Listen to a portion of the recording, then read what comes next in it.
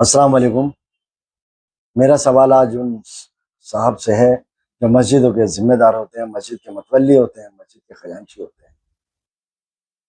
میں ان سے کہنا چاہتا ہوں کہ وہ جس بھی مسجد کا نظام چلائیں بہتر طریقے سے چلائیں، قرآن اور حدیث کے مطابق چلائیں۔ سب سے پہلے مسجد کے ذمہ داروں میں اسلام کا جانکار ہونا ضروری ہے۔ اگر مسجد کا متولی اسلام کا جانکار نہیں ہے تو وہ مسجد کے امام صاحب سے کوئی مشورہ نہیں کر سکتا۔ مسجد کا خزانچی ہے، اگر وہ اسلام کا جانکار نہیں ہے، وہ جانکاری نہیں رکھتا، تو وہ مسجد کے امام صاحب سے کیا مشورہ کرے گا؟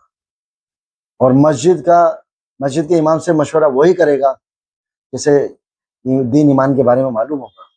وہ مشورہ دے بھی سکتا ہے، مشورہ لے بھی سکتا ہے۔ اکثر یہ ہوتا ہے کہ جو ہمارے مسجد کے علماء ہیں، مسجد کے جو امام صاحب ہوتے ہیں، حالانکہ سبھی ایسے نہیں ہیں، لیکن زیادہ تر اگر ان کو کوئی مشورہ دو تو وہ برا ماننا شروع کر دیتے ہیں۔ تو ایسا ہونا نہیں چاہیے۔ مسجد کے امام کی اتنی بڑی ذمہ داری ہے، اگر میں بتاؤں آپ کو کہ اگر مسجد کے امام کو یہ پتہ چل جائے کہ میری ذمہ داری کیا ہے، تو وہ مصلی پہ کھڑا ہونے سے پہلے سوچے گا، اس بات کو مصلی پہ جانے سے پہلے سوچے گا، کیونکہ مصلی پہ وہ وارث رسول بن کر کھڑا ہوا ہے، منبر رسول پر بیٹھ کر وہ حضور کی جو حدیث ہے انہیں بیان کرتا ہے۔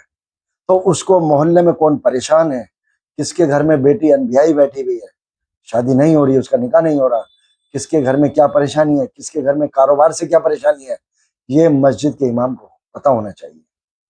صرف اتنا نہیں پتہ ہونا چاہیے کہ کس کے گھر سے ٹفن آتا ہے، کس کے گھر سے کھانا آتا ہے، اس کو یہ بھی پتہ ہونا چاہیے، کیونکہ حضور کی حدیث ہے، حضور نہیں بولتے تھے کیا کہ جب بھی صبح حضرت ابوبکر صدیق ہوں یا باقی صحابہ ہوں، سب سے پوچھتے تھے کہ صبح صبح کون کس کی قیادت کر کے آیا، پورا پوچھتے تھے حضور۔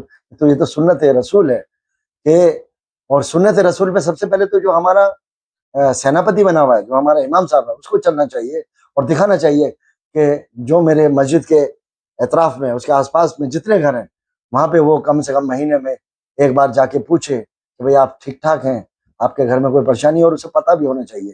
بلکہ میں تو کہتا ہوں کہ ہر مسجد میں ایک رجسٹر ہونا چاہیے کہ اتنے گھر ہمارے یہ انڈر آتے ہیں اور لوگ یہاں نماز پڑھتے ہیں، باقی جو جتنا چاہے آئے نماز پڑھے، لیکن مسجد کا جو ایک اطراف ہے، اس کا جو ایک دائرہ ہے، اس کے لوگوں کا نام ہونا چاہیے۔ باقی آپ جا کے دیکھیے تو بڑی بڑی سوسائٹی ہیں غازی آباد میں، دلی میں، وہاں یہ سب کیا ہوا ہے انتظام، تو یہاں باقی مسجدوں میں بھی ہونا چاہیے۔